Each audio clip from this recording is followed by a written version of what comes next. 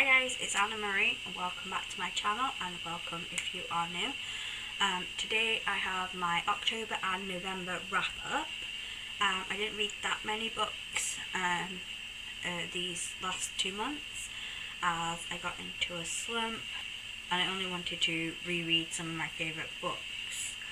I read 5 physical books and 1 ebook, which is still a good month for me.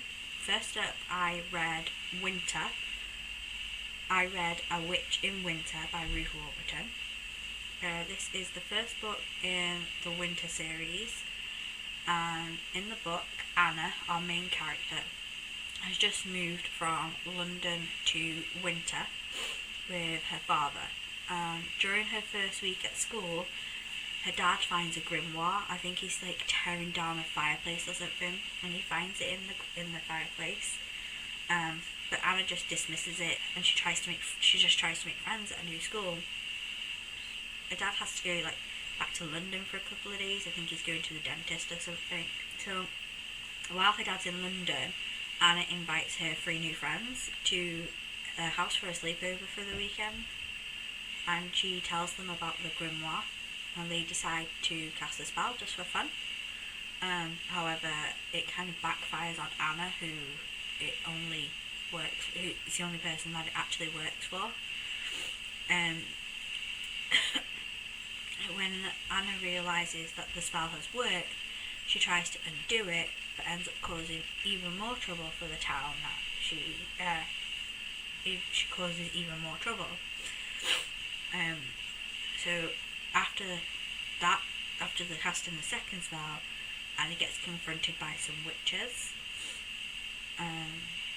who tell her to stop using magic, and Anna's like, dude, I haven't done anything, I cast 2 spells and they didn't even do anything, they didn't work.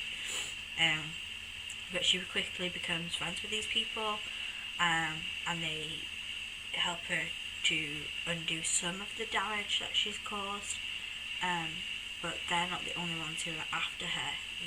There are some bad witches who are after Anna. I didn't really enjoy this book.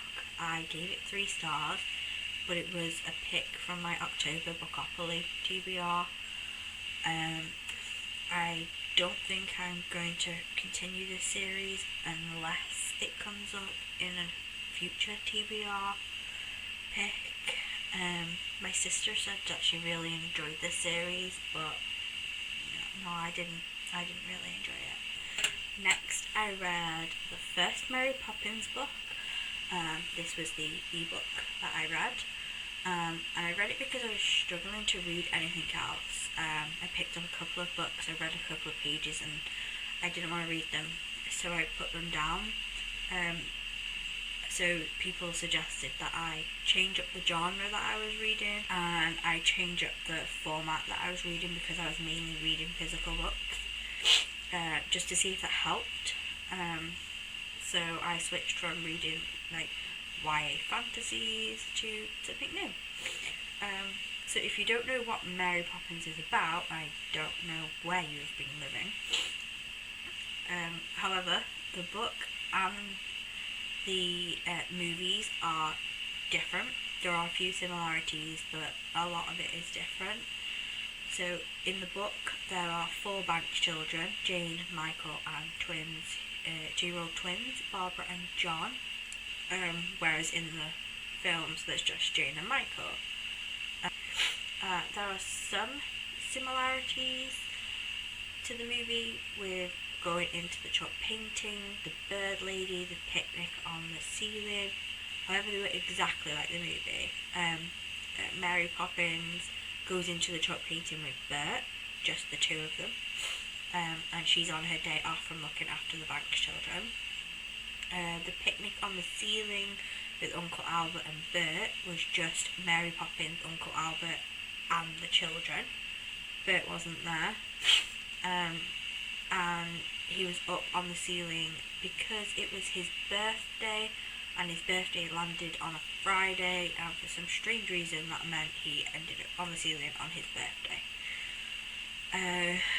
and the bird lady part was just Jane and Michael on an outing with Mary Poppins, and they actually fed the birds instead of the whole the children going to the bank with Mr. Banks. Another story was about Mary Poppins' birthday, and she was at the zoo and all the animals were wandering around the zoo, so like the tigers were friends with the like giraffes and the bears and the penguins and everything, and all the humans were in cages, which is strange. Overall, I enjoyed the story. I gave it 4 stars. I do plan on reading the rest of the books. It was just weird reading the books after spending most of my childhood watching the movie. So next I went on to read Belladonna by Adalyn Grace. I read this as a part of the Fairy read-along. It's about 19-year-old Signa who lost her parents when she was a baby. Although we don't know what happens to her dad, but we know what happens to her mum. And ever since she was a baby, death has followed her from one terrible guardian to the next. When her Aunt Magda dies, she's the relative that she's living with at the start of the book. She goes to live with the Hawthorns, where her uncle Elijah is mourning his late wife Lillian, who was murdered, by throwing insane parties and avoiding his business. Signa's cousin Percy is annoyed with his dad because his dad won't let him take over the family business. He thinks he's ready. His dad doesn't. His dad says to him he doesn't think he's ready, but really it's because his dad doesn't want him to turn out like him. And then there's Signa's cousin Blythe, who is sick with the same thing that killed her mum. So Signa is almost at the age where she's going to access her family's fortune, so she wants to debut into society. So with her uncle and 2 cousins are dealing with their own issues, Signa is trying to focus on her future and gaining like a nice husband. However, her dead Aunt Lillian asks Signa for her to help save Blythe because she doesn't want Blythe to end up like her. So as well as trying to figure out who the murderer is and putting herself out there in society, she has to deal with discovering she has the exact same abilities as Death. I have to say I really enjoyed this book. I gave it 5 stars and it kept me hooked the whole way through. I kept going back and forth between who I thought was the murderer, and I have to say I did not see the ending come in. I cannot wait until August to when I can see what happens next. I really can't wait. I am so looking forward to reading the next book. Next I read Brave by Rose McGowen.